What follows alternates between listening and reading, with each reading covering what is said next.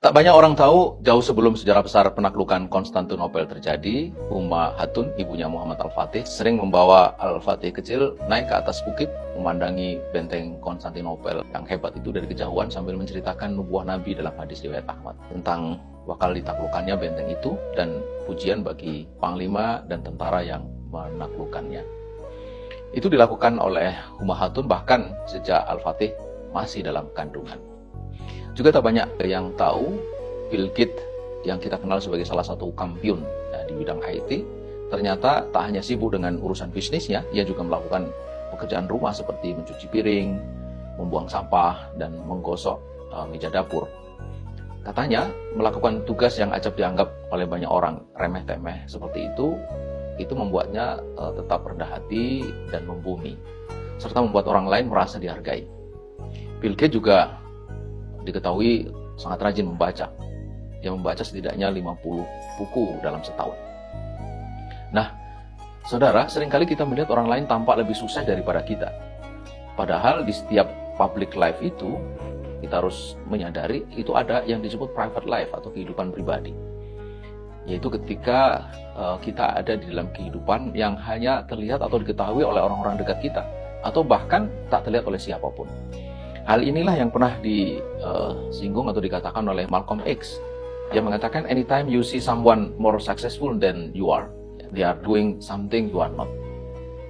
Ringkasnya, jikalau Anda melihat seseorang itu tampak lebih sukses daripada Anda, maka ketahuilah bahwa orang itu pasti melakukan sesuatu dalam private life-nya yang tidak Anda lakukan.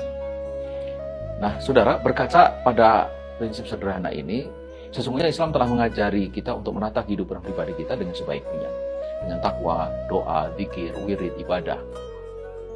Tentang iman dan takwa dan kebiasaan sholat malam misalnya, itu ada nasihat bagus yang disampaikan oleh Syekh Adabali. Ini gurunya Utsman yang kelak menjadi penancap tonggak dari kesultanan bahkan kekhilafan Utsmani. Katanya, kata Syekh Adabali kepada Utsman, siapa yang tidak menerangi diri, dia tidak akan bisa menerangi dunia. Dan siapa yang tidak bisa mengalahkan selimut di malam hari untuk sholat malam dalam kehidupan pribadinya atau private life-nya, dia tidak akan bisa mengalahkan musuh di siang hari. Siapa yang tidak bisa menegakkan iman di rumahnya, tidak akan bisa membangun peradaban dunia. Ini luar biasa nasihat ini. Nah, karena itu bagi seorang muslim, kesuksesan yang hakiki dalam public life itu adalah kesuksesan di akhirat, masuk surga dan terhindar dari neraka. Inilah yang disebut oleh Allah sebagai fauzul kabir atau kemenangan besar.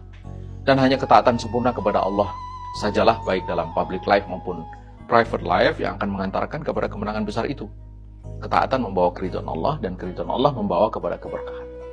Yakni berupa tambahnya selalu kebaikan dalam kehidupan di dunia dan pahala di akhirat. Para ulama menyebut itu. Berkah itu ziyadatul khair wal ajri. Nah, karena itu, saudara, semoga kita termasuk orang-orang yang diberkahi Allah, baik dalam kehidupan publik, terlebih dalam kehidupan privat yang akan berpengaruh pada kehidupan publik itu, insya Allah. Demikian, Assalamualaikum warahmatullahi wabarakatuh.